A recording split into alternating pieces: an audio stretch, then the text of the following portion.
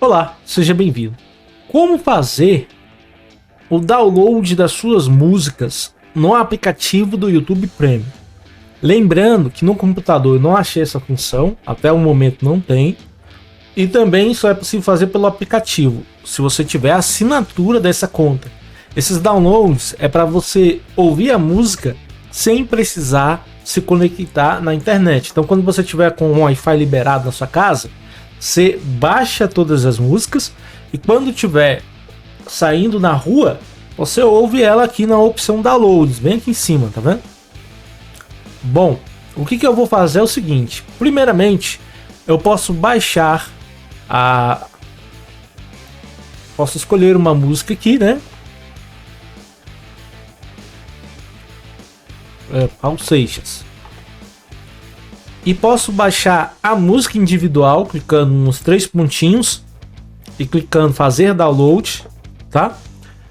Posso também baixar o álbum completo. Então eu venho aqui e procuro um álbum, né?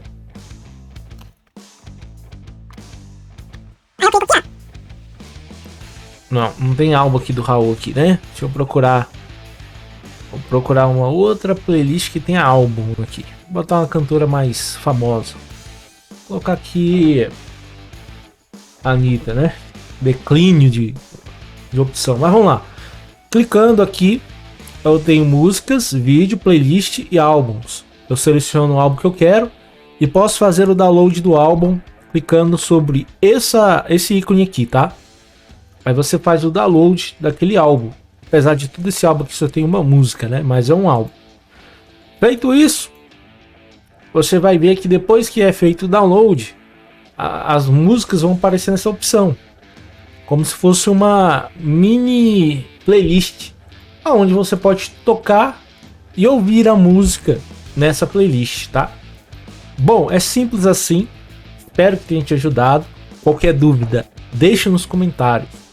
O YouTube Premium é para quem já tem a assinatura, que além de remover as propagandas do YouTube, né? Remove também, tem a opção de música, né?